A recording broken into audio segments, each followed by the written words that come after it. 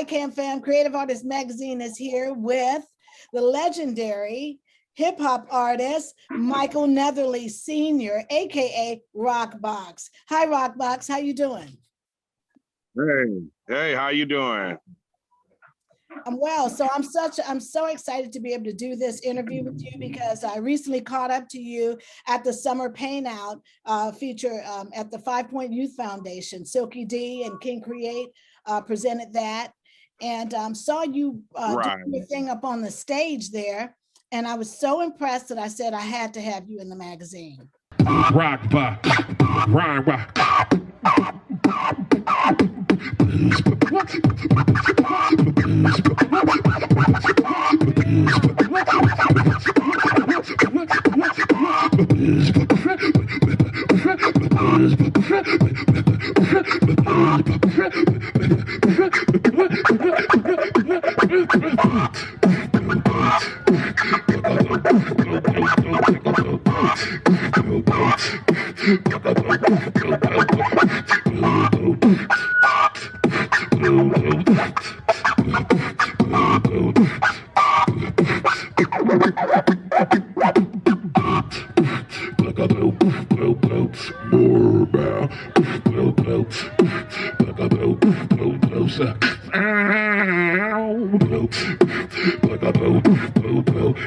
No Roc Box, the house. Oh yes, well through the years, I performed with KRS-One. One of my favorites. One of my all-time favorites. DJ King. Oh yeah, who KRS-One? Yes. Yeah. I actually did a cipher with him in Santa Ana about 2 years ago. It was so beautiful. Oh wow. It was so cool, you know, and he was pretty nice too. He was okay, you know. He wasn't, you know, too bougie or nothing like that. He just loved it, you know, he loved the hip hop culture, so he make you feel the same way.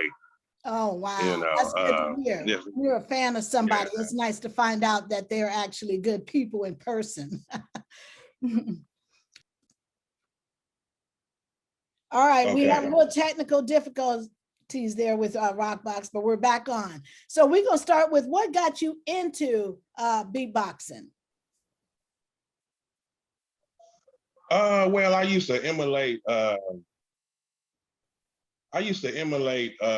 karate movies after Soul Train. Remember Soul Train back in the day? They had the Black Belt Theater. Well, I used to, you know, and I used to watch them, you know, them little movies they had, and I used to be trying to emulate the sounds or whatever. So one day I was doing it and I started making a rhythm to it. And it ended up being some beatbox. And I didn't even know it was called beatbox back then because I think that summer of 83, the Fat Boys just won a contest up in New York and they was on the news and I seen the human beatbox and I was looking at it with my sister and I told her, I was like, I can do that too. You know, so, you know, once the Fat Boys came out, I started emulating the human beatbox. And then when Biz Markie came out and Dougie Fresh, I learned how to do all of them, mastered them. Wow. So I got tired of mastering them and I started doing my own stuff and keeping it old school and West Coast. All right. So now when I beatbox, you hear me doing, you know, either old school or keeping it West Coast. So can you give me a little taste of your original style before you even emulated anybody, but the karate movies, like what kind of sounds? Because I think I know what it is, you know, when they're fighting and they have, it was like, you know. Oh my God. You used to just do that sound, right? Oh, wow. So then I started making sound like.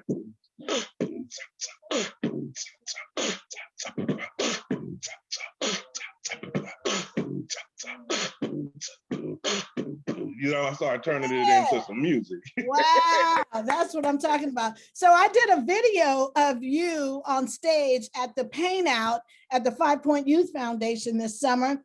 And you did, it's hard for people to even realize that all of that was you. Like even the undertoning sounds that we were hearing that we would think is coming from like a stereo or something was not, it was you, correct? Yes. Yeah, all Yeah, I those do it live all the time. Yeah, all those different effects were coming from all you. the time. I always go live with it. Good. You blew my mind, and I had to reach out to you. I had to. So that's how it got started, right? Back in the 80s with you just Right. Yeah, that's right. and then finding out that you had that gift. Yeah. Wow. Okay, so what did you do? What did you do throughout the 80s and 90s with this music of yours? What are some of the things that you performed with? And I know you traveled the country and even some other parts of the world, correct?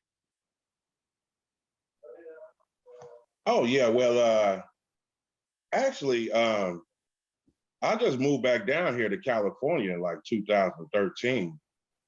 I was in Texas for like 24 years, and I was doing my thing down there, but I was still representing the West Coast. Okay.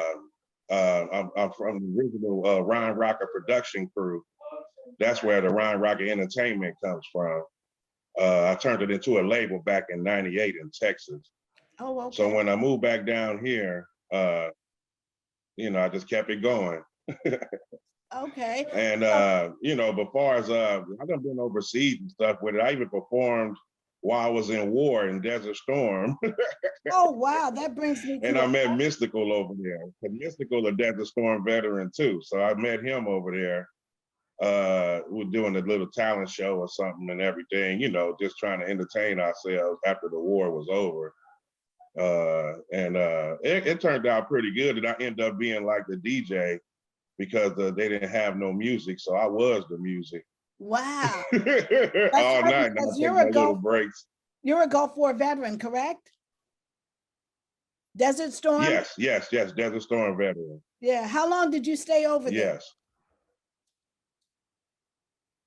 I did about 6 months over there. We went in January and got back like almost the middle of June. Um, the war was kind of over pretty quick. We kind of went over there and took care of business. It was pretty quick. Yeah. USA, huh? It was interesting. I can tell you that much. Stressful some days or whatever. But I just thank the Lord I made it back. Right. How was life for you coming back from Desert Storm? It was actually better than what it was that the Vietnam veterans went through. I think we was the first ones where they actually acknowledged us for the first time. When we came back, they were giving us free things and telling us thank us for our service and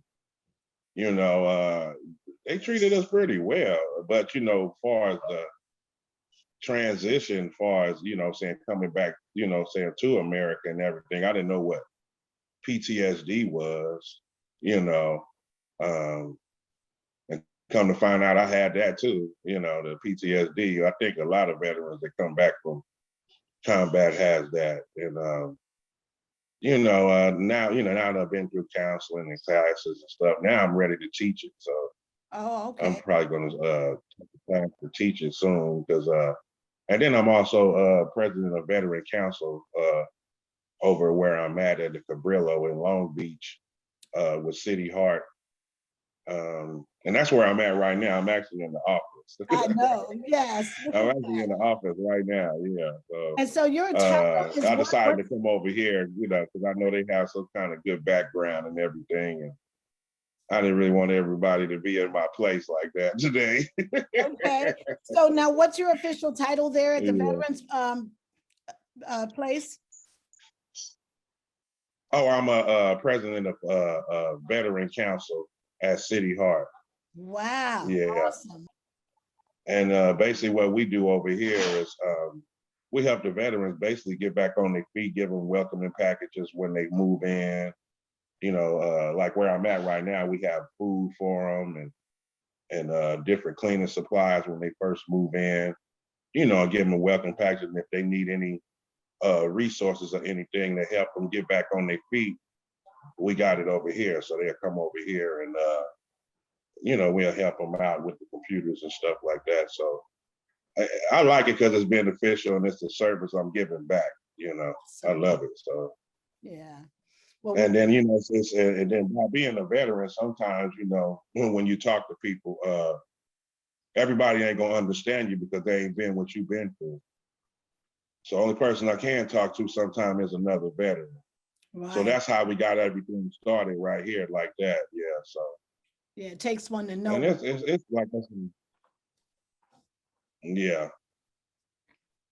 Wow. But I think I've been doing okay with it. Then I get to meet with different councilmen, different people from the government, different people from the VA.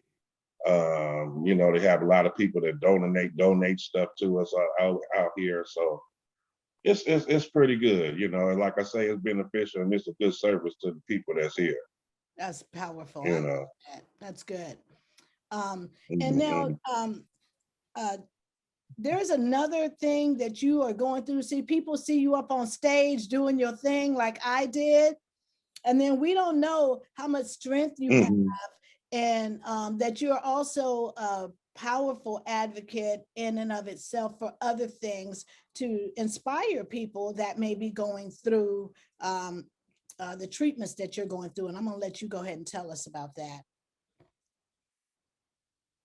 Oh, okay. Yes. Well, I'm a dialysis patient.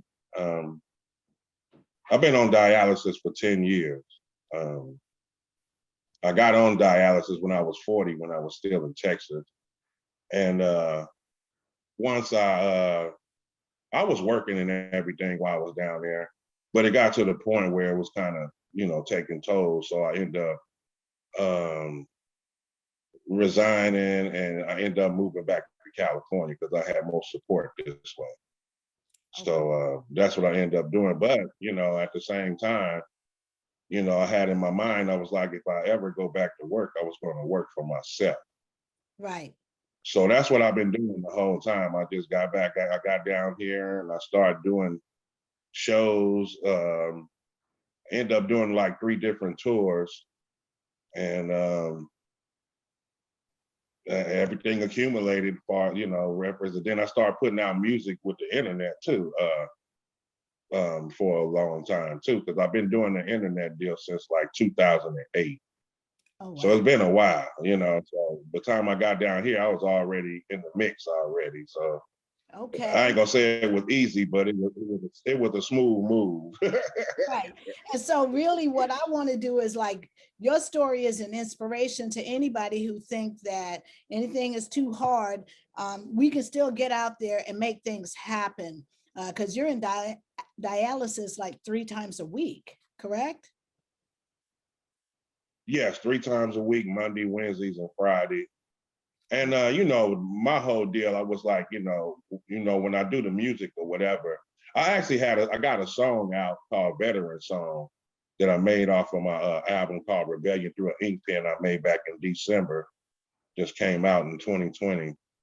And it actually describes everything I'm actually going through, what we're talking about right now in the song. And you also have a new hit out, a new song out, Purpose Over. Oh yeah, I have a new EP. I have a new EP right now. It's called Purpose Over Paper.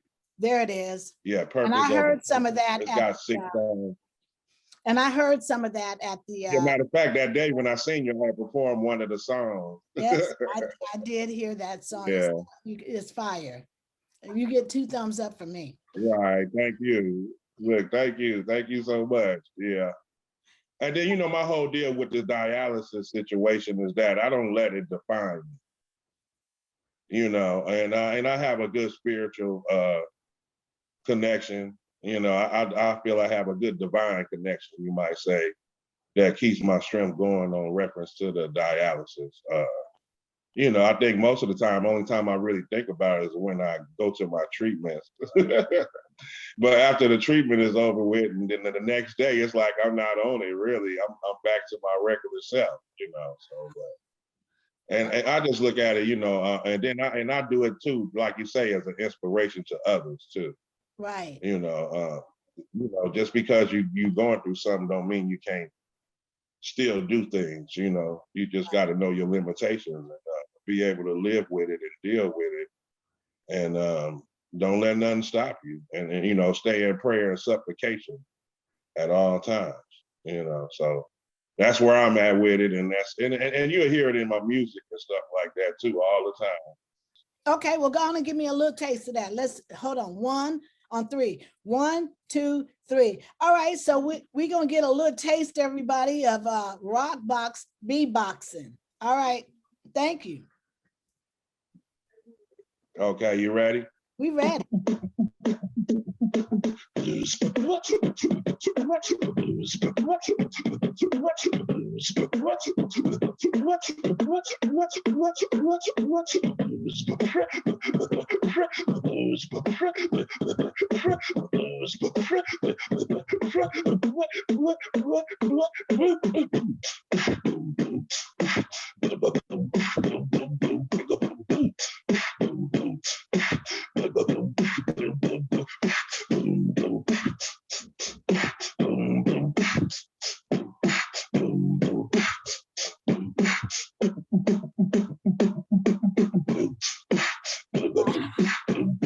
More about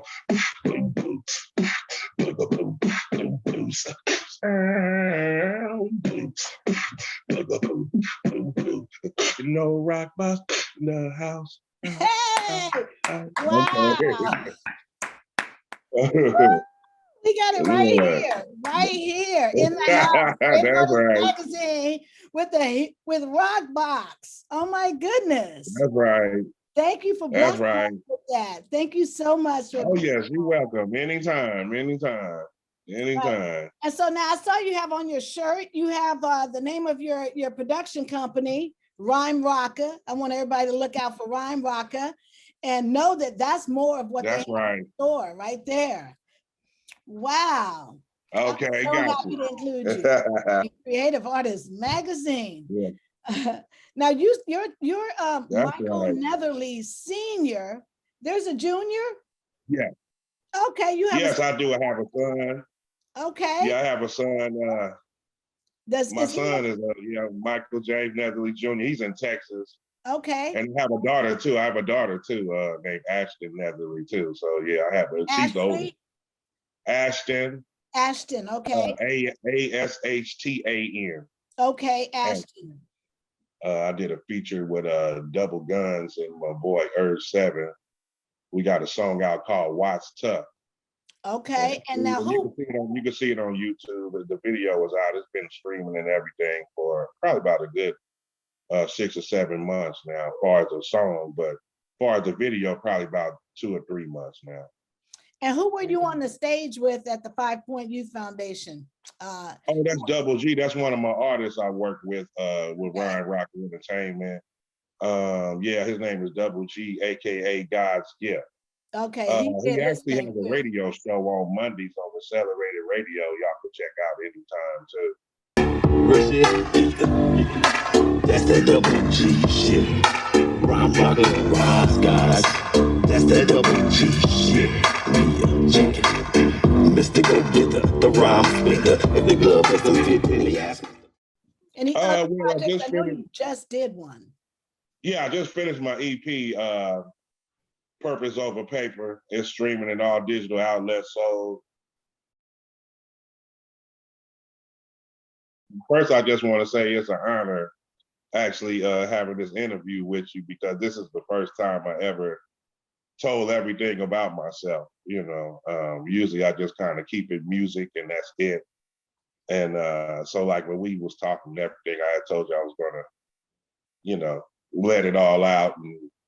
And like I say, and one thing I do want to say is, you know, anybody out there that got, you know, terminal illnesses or, you know, detrimental things, you know, towards, you know, your health,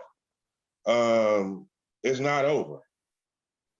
You know, it's not over. You can still do something. I'm a living example, you know, and I'm still doing, I perform and everything, you know, and I throw down when I perform. I don't just be standing up there. I move and everything, you know. I get my groove on. So And I know if I can do it, and I do have to practice and everything. It ain't like I just get up here and do it naturally. You know, some of my days off, I gotta walk, I gotta exercise, I gotta, climb some stairs every once in a while to, keep myself going.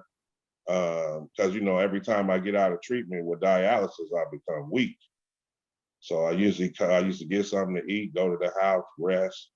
Once I get up, it's exercise time. It's time to get my blood back to circulating and everything. And then usually the time I go to sleep again the next morning, I'm regular. I'm regular again. So, and there's been times actually where I've been to dialysis like that morning and had to do a show that evening. Wow. But that was like a few years ago.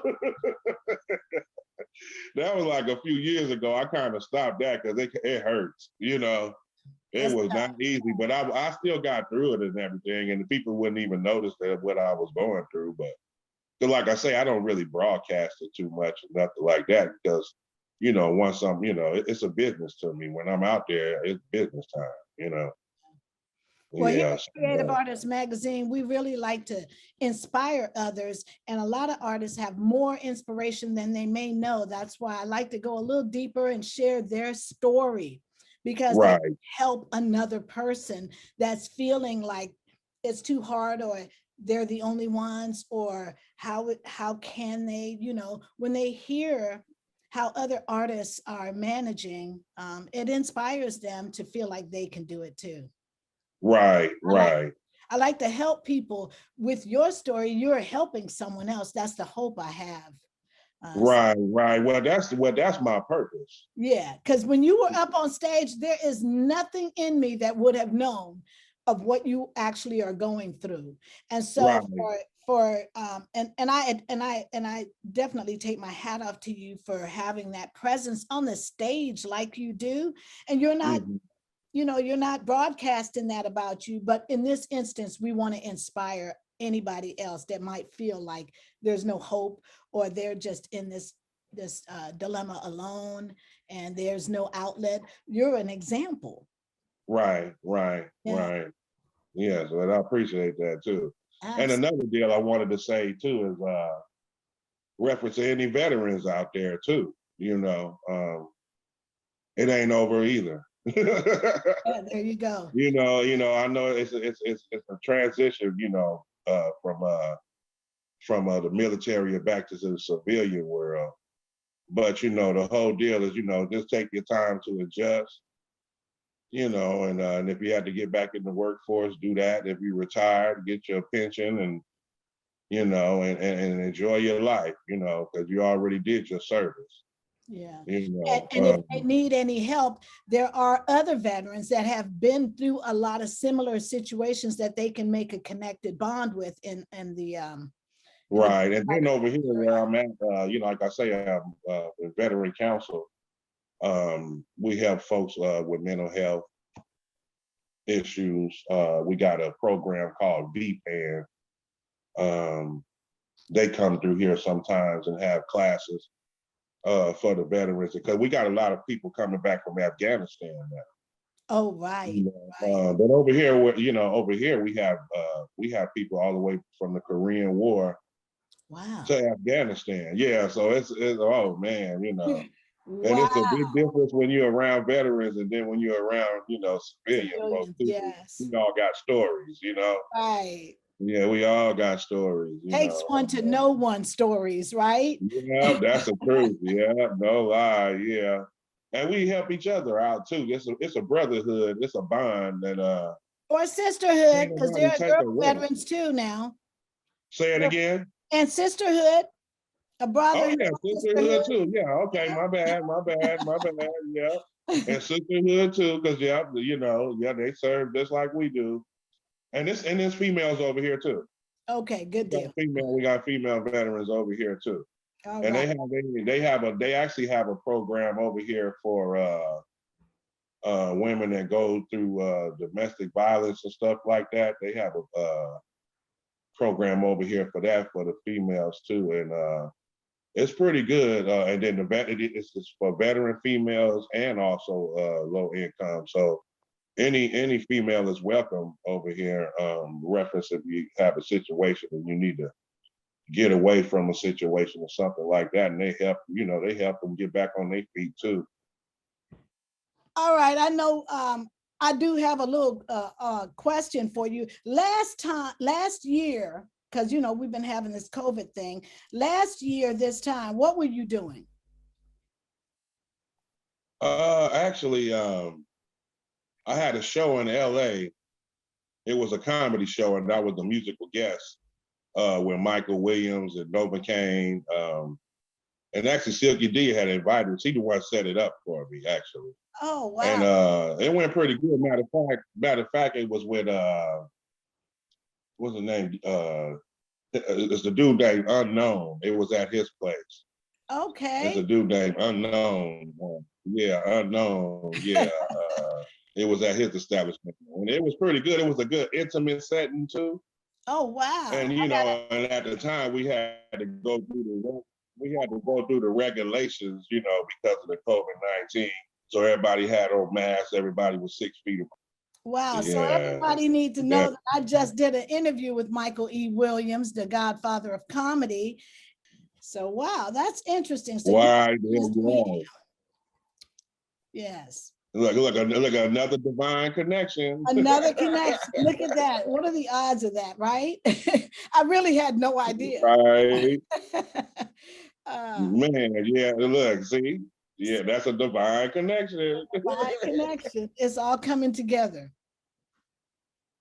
Foremost is Creative Artists Magazine for having me, on this interview today. Much love. Look at, man, I sure appreciate it. It's an honor. Also, I want to give a shout out to Nearsighted Entertainment, Wise Guys Global, Gutter Gospel, DMF, Lane Makers, Silky D, hey, DJ Smurf. Hey, that's all the time. That's right there. my people. I love them. Much love, y'all. They help me out, and we help each other out at all times. SES. And that's about it. That's about it right now. Right. I got more, and anybody I didn't, I know y'all in my heart, so don't worry.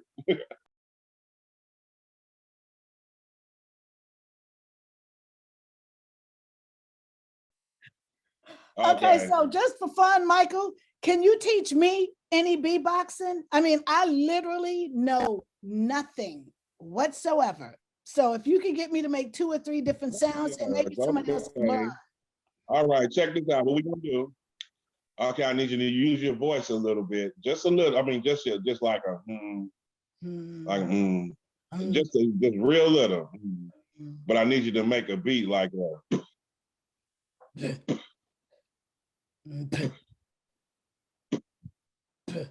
It is. Okay, now we're gonna add something to it. Okay. Now I want you to go like.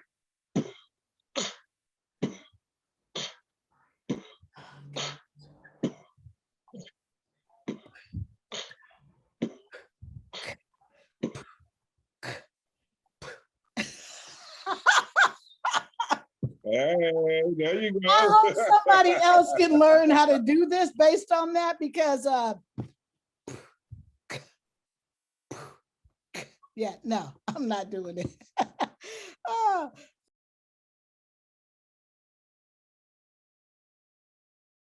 All right. So it looks like we've had ourselves a wonderful tour here with you. We got the beatboxing, we got the how you got started.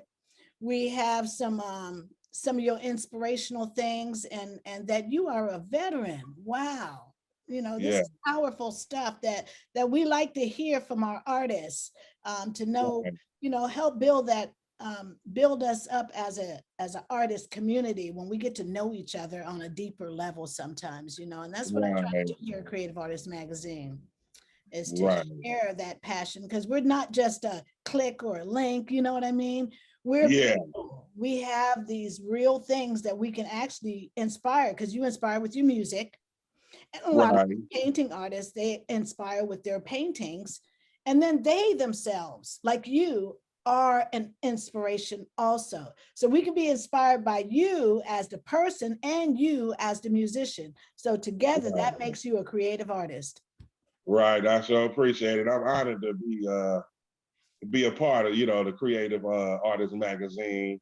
Yeah. And, And so, and I want everybody to appreciate know the that you sent me a lot of beautiful, awesome pictures and imageries that we're going to have in the magazine article for you, as well as Right. other things not said here, and they'll get to see and read it all in this Right. upcoming fall winter 2021-22 issue of Creative Artists Magazine. Yes, that's right. Welcome. Y'all check it out for sure. Yeah. Thank you, Michael. You're welcome. All right, we're going to say bye for now, and we look forward to seeing more from you. All right, and this is Pauline Samuels, editor-in-chief of Creative Artists Magazine, signing off here today with our interview with Roc Box, Michael Netherly Sr. Thank you, Roc Box. Baby.